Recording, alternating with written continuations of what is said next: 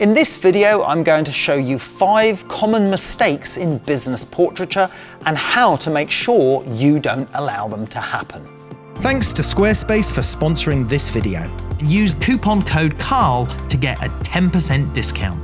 I recently ran a critique show live for our members on Carl Taylor Education. There were some great images submitted from our members, but there were also many recurring mistakes in many areas which I tried to help our members understand. Here are 5 of those common mistakes and what you can do about them. Number 1, giving enough exposure in the right area. Often photographers lose sight of the overall picture. They can't see the woods for the trees. An exposure should be an obvious one, but it seems that when someone has achieved an overall correct balance of exposure, they often think that is the correct exposure. Well, it's not. Let's take a look. All of the focus is on the hand. Now that's fine if that's what you wanted, but I doubt it. So we need to do that. We need to get some of the focus back to the face, back to the person.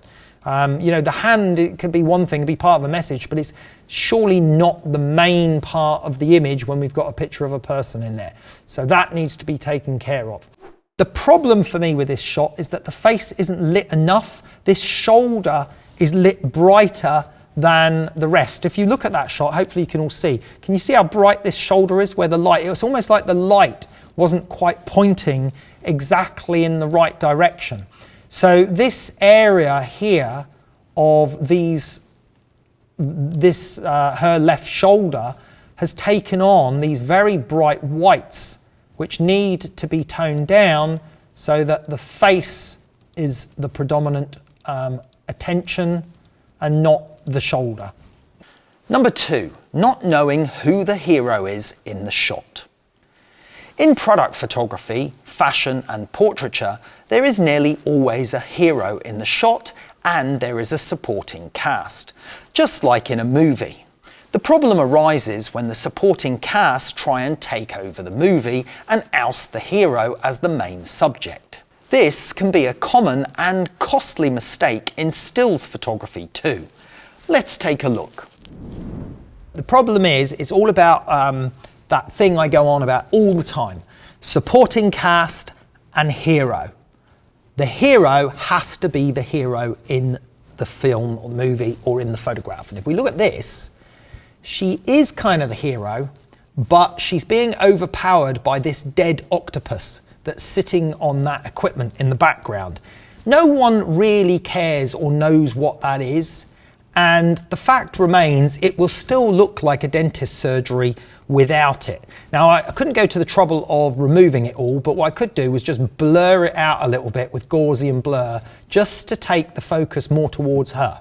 In this case, the supporting cast is just overwhelmingly taking over the shot.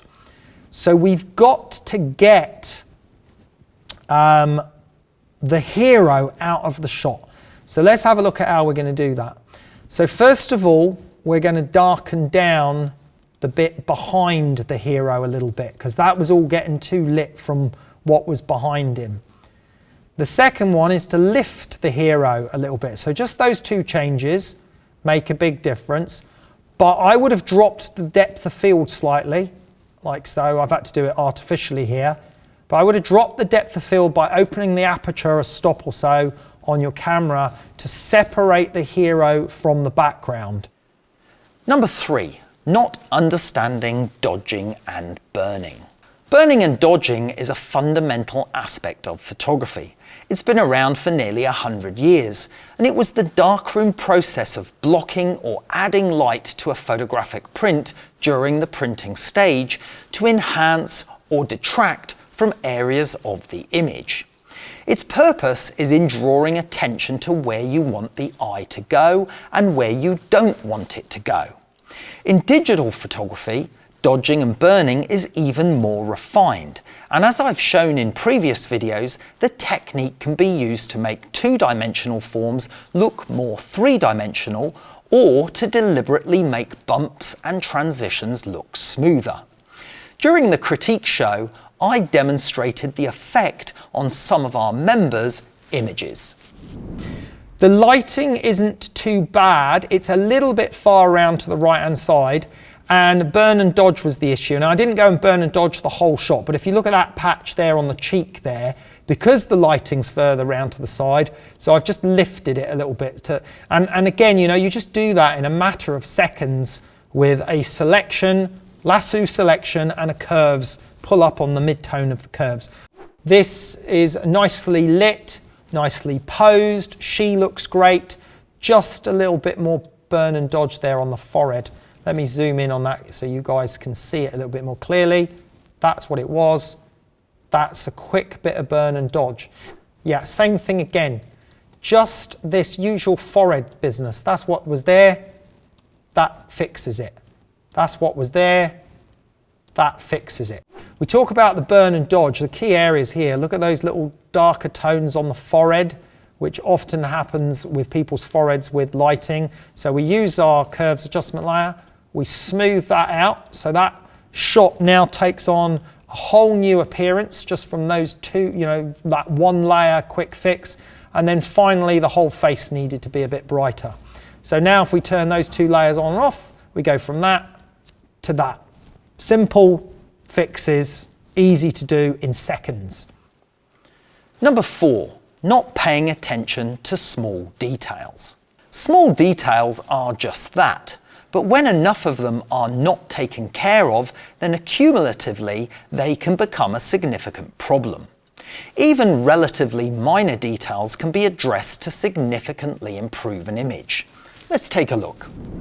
Now I like this shot, very reportage, chef action in the kitchen, which is great. But all of you have spotted immediately, why has he got that wire coming out of the top of his head? It's an immediate distraction because it's in a very high contrast area up here. And then there's another distraction just coming out of his elbow there. Easy fix, gone. Look at the difference by those two tiny changes. They took seconds to change, and yet the photo becomes something else. The big problem here, let's look at the image on its own, is this line. This line comes right down and it intersects right with the side of his arm, and that becomes a distraction. So again, a simple fix, just move it over there and look how the shot changes. The feeling of the shot and the depth to the shot changes dramatically. Now that could have all been taken care of when you were actually shooting it just by simply moving him slightly or moving yourself slightly. There's a tiny little odd blip down here that caught my eye straight away that I would have said, well, that doesn't need to be there. Let's get rid of that and clean that up, and that's that distraction taken care of. This lapel on the shirt collar was annoying me, so I just fixed it like that. And amazing how much difference that makes, okay? You know, it's these little details, when you look at them and you go, hold on a minute, and now all of a sudden changes the balance of the shot. Number 5, not leaving enough room to breathe. Cropping and space are an essential part of composing an image. Cropping an image afterwards is common practice to provide a more pleasing composition. But what if you didn't leave enough room in the first place? Well, this also seems to be a common problem, especially when it comes to business portraits. Let's take a look. Now, the problem for me with that shot is that when we have a person sort of facing out of a frame like that, we should, or into a frame, whichever way, it doesn't really matter. But when we have that, we should generally have more space on the side they're facing to give them the freedom, the breathing space in the shot. So here's what I did just as a very quick fix. Let me just move that into a little bit wider so we can see it. So I extended the space out there. I extended out on the crop to give us a bit more breathing space on this side, so it ends up like that. And all of a sudden, he's got some room for the direction that his body is facing. Because remember, when we got the shot, it looked like that. Not that little edge on it, but you get what I mean. Now we've got a bit of breathing space. So it's all elbow pointing the other direction. That would work okay, but we need some space out on that other side. So if we take some space, we, let's just make it, I don't know, 4,000 pixels wide going that direction for a moment. And I will just very, very roughly grab that little bit of background that we've got there, edit, transform, scale. I have to hold Shift key down now with Photoshop because they change the way it does. Pull some space out here. It's going to be very rough. Okay, pull some space out here. Recrop the image. Obviously this is very rough. It would need to be fixed up better than this. But now she's got some breathing space to go into. So now it doesn't feel so much about the, all the elbow side, if you like.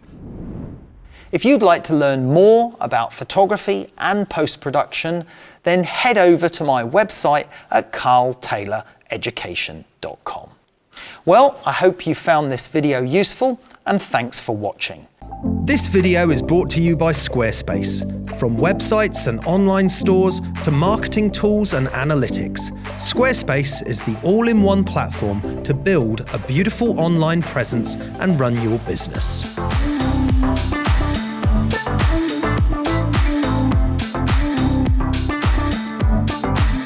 Head to squarespace.com for a free trial. And when you're ready to launch, go to squarespace.com/Carl to save 10% off your first purchase of a website or domain.